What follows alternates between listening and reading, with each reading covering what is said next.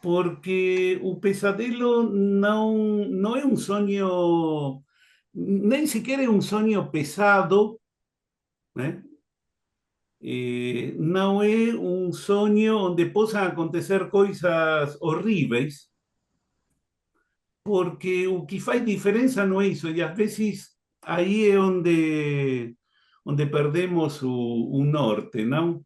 Quando, bom, um sonho horrível, estou lembrando, vamos pegar no arquivo, eu vejo alguém numa janela no apartamento de enfrente que tem um bebê segurando das pernas do bebê e a pessoa solta o bebê e o bebê cai.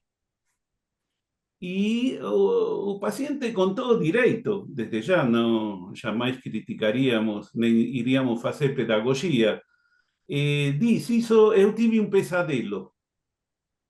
Mas as características de un pesadelo son radicalmente diferentes de un sueño horrible, digamos. ¿Eh? Vamos ver depois com tempo, inclusive a ideia que me animou para montar essa sequência é justamente que são três tipos de fenômenos da ordem do psiquismo. O sonho de angústia e o sonho absurdo, os sonhos absurdos são por direito, e mais ainda porque o próprio Freud, que cataloga dessa forma, estão dentro da lista dos sonhos, poderíamos dizer. Sonho absurdo, né? Sonho de angústia, vejam, o sonho de angústia parece aproximarnos de um limiar, né? Que um pelito mais para lá, poderíamos dizer, depois do sonho de angústia vem o pesadelo. Mas não nos serve essa espécie de psicologia evolutiva, né? Essa epistemologia de classificação. Sim, o pesadelo não tem interpretação.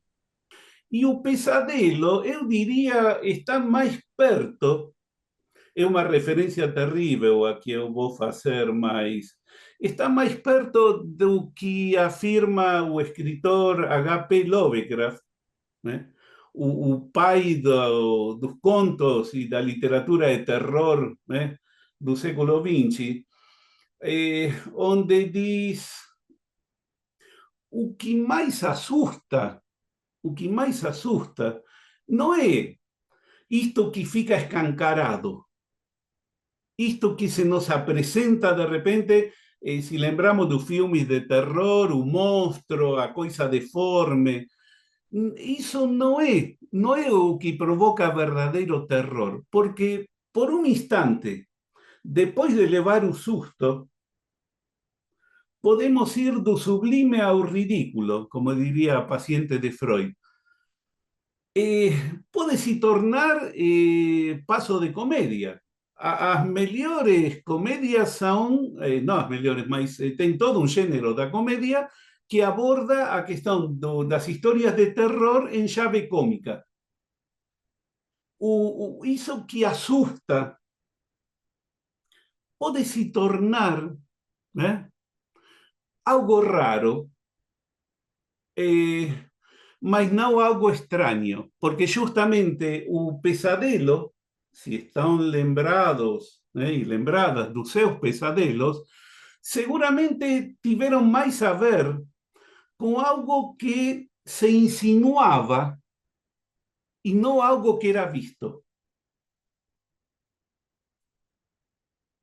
Mas o pesadelo, eu diria, a primeira característica, se quisermos já ir delineando, o pesadelo não tem interpretação. Por mais esforço que fizermos, se for um verdadeiro pesadelo. Agora, se for um sonho pesado, um sonho terrível, estamos dentro do que seria o canônico. O pesadelo é uma irrupção destinada, seguramente, a interromper isto que o sonho convoca. Que vamos a tener que ver cómo nos viramos también con un pequeño campo semántico, que esta cuestión dos sonhos, estos dos tipos de sueño y un pesadelo tracen a tona, porque podríamos dizer a o dormir, a o sonhar, a o acordar e a o despertar. Eso eu gostaria já de ir frisando, porque esta questão do despertar vai atravessar maciçamente, né? Especialmente as considerações do Lacan. Lacan vivia preocupado nas suas próprias palavras com isto de o que é despertar, o qual desde já e coloca, e vamos tentar acompanhar dentro do possível, instaura um contraponto com o próprio Freud, porque a tese da interpretação do sonho a conhecemos. O sonho é realização de desejo, diz Freud. Poderíamos fazer uma camiseta e com isso já podemos dar por entendido o bojo dos dois volumes, ou agora parece que a Companhia das Letras faz algum tempo lançou num volume único. Diríamos, a tese que percorre e organiza a interpretação dos sonhos é essa. O sonho é a realização de um desejo. Ponto. Com essa ferramenta já temos, ou teríamos, o suficiente para trabalhar na clínica. A mecânica, como é que a elaboração onírica se produz e convoca a questão do processo primário, processo secundário, a questão da passagem do inconsciente para o preconsciente, esta tradução, esse é um termo crucial em Freud, por isso a carta 52 de Fliss deveria estar impresa na frente do nosso computador, assim, numa moldura. Há uma retranscrição, diz Freud. Tem quem considera uma tradução. De tradução a retranscrição há umas nuances, mas serviria também. Há algo da ordem do processo primário que deve fazer uma passagem ao processo secundário. E aí está a chave, porque Freud diz, sob determinadas condições. Quais são essas determinadas condições? E as mesmas condições que a linguagem tem. Essa é a tarefa do preconsciente, diríamos. Quando falamos de deslocamento e condensação, é um processo necessário para que esses conteúdos alucinatórios de caráter imagético, é o próprio Freud que afirma isso, imagético e alucinatório, possam ser transformados em representação de palavras. Vejam, aí já eu estou adiantando algumas coisas, mas talvez, né, nos permita localizar-nos com algumas questões. Processo primário, processo secundário, conteúdo alucinatório. Para Freud, no processo primário não há palavras, há imagens. Imagens muito particulares. Representações de objetos, dirá Freud. Aí temos que voltar para a monografia das afasias, temos que voltar para o projeto de psicologia e por aí vai, até chegar na interpretação dos sonhos. Mas, para os efeitos do nosso encontro de hoje, o sonho é a realização de um desejo.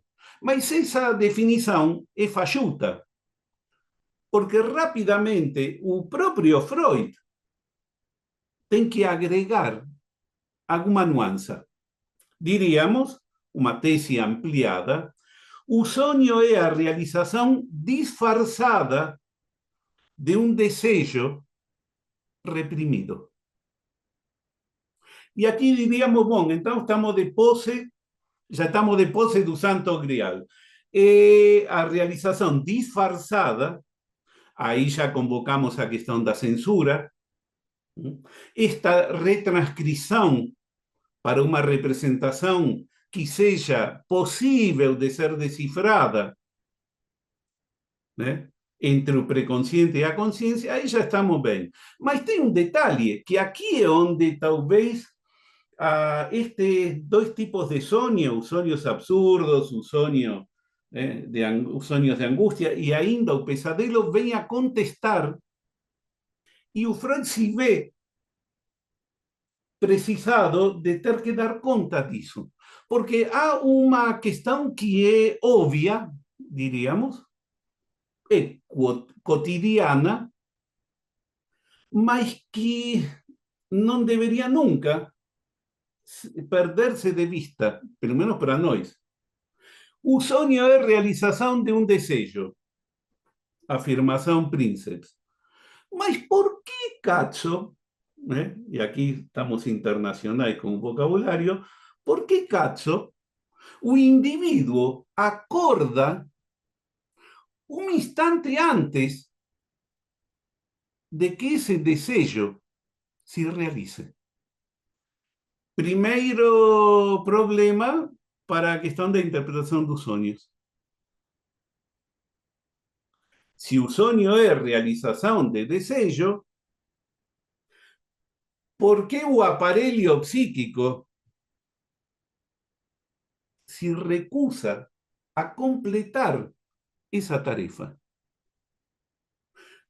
Aí já percebemos que devemos colocar em questão, seriamente, de qué se trata ese deseo y de qué se trata para Freud a realización de un deseo.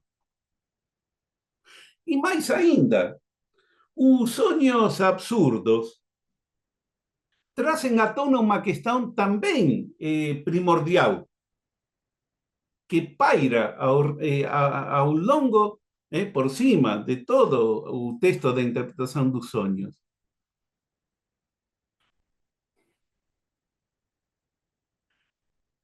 Por que eu iria sonhar com alguém que já está morto? Diríamos, brasileirísticamente, todos vocês têm uma resposta. Por saudade, né? Que é um termo que não tem tradução. Né? É um termo único. Por saudades.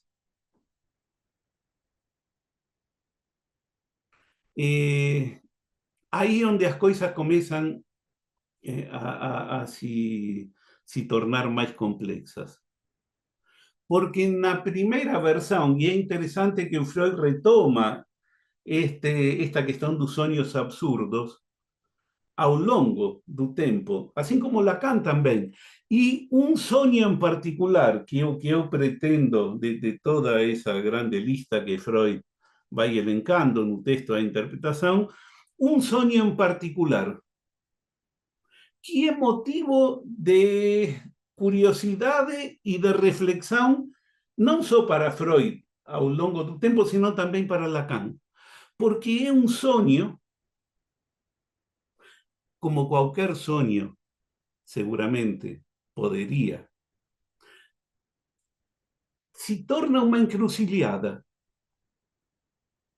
Porque se ficamos com a metade da historinha, diríamos, a pessoa sonha com um ser querido que já morreu, está falecido, por saudade. Esse é um viés. Mas como em Freud as coisas nunca são lineares, está a questão da ambivalência. Será que o sonho vem a responder também por esse outro viés não tão amoroso? Dormir, sonhar, acordar e despertar. Também, não confundirnos, a pesar de que coloquialmente acordar y despertar pueden ser considerados sinónimos. Mas para nós, a partir de Freud y posteriormente, con mayor énfasis, diría ainda, en Lacan, o despertar não pode ser equiparado ao acordar. Seminario 11 pergunta na aula de Etiqueta e Automaton, que faz. Lacan levanta uma questão. Quando é que eu estou acordado? Se pergunta Lacan. Coisa óbvia. Ora, quando não está dormindo. Quando estou acordado? E aí onde temos que colocar em movimento rapidamente os três registros. Un problema con esta definición Princeps, toda uma definição, a tese da interpretação dos sonhos. O sonho é a realização de um desejo, mas aí já tivemos que ampliar essa primeira afirmação de Freud para torná-la mais integrada, mais palatável, inclusive. Oferecer alguma coordenada.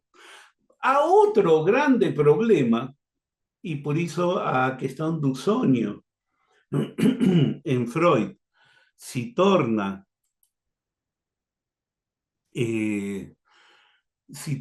capital, se torna nodal na construção da própria psicanálise, porque também coloca outros problemas. O problema com a realidade. Porque a partir de que o sonho é realização de desejo, vamos ter que interrogar-nos sobre o estatuto desse desejo. Porque se o sonho teve a possibilidade de tornar-se o que é nas mãos do Freud, foi seguramente porque o sonho não é espelhamento da realidade. Não é mero resíduo da vigília. Se o sonho fosse só uma espécie de coletânea comprimida da vigília, do dia, quando estamos acordados, não haveria nada que fazer, só lembrar. Porque eu sonhei que estava no consultório e hoje estive no consultório. Até aí, se fosse em espelho. Mas este é um espelho, como esse das feiras antigas, é um espelho que deforma, no caso. O sonho, escreve Freud, figura um certo estado de coisas, tal como eu desejaria que fosse. Seu conteúdo é, então, um cumprimento de desejo e seu motivo, um desejo. Resta para nós acomodar o que da relação do sonho com a realidade. E uma advertência de Freud, que está no caso Dora, talvez seja prudente de vez em quando relembrá-la, que nos toca a todos, está interessada a nós. Hoje, como então, devo asseverar que o aprofundamento nos problemas do sonho é uma condição prévia, indispensável para compreender os processos psíquicos que acontecem na histeria e nas outras psiconeuroses. E que ninguém que pretenda se poupar esse trabalho preparatório tem a menor perspectiva de avançar um passo sequer nesse campo. Aqui está pedagógico, a moda antiga. Bem?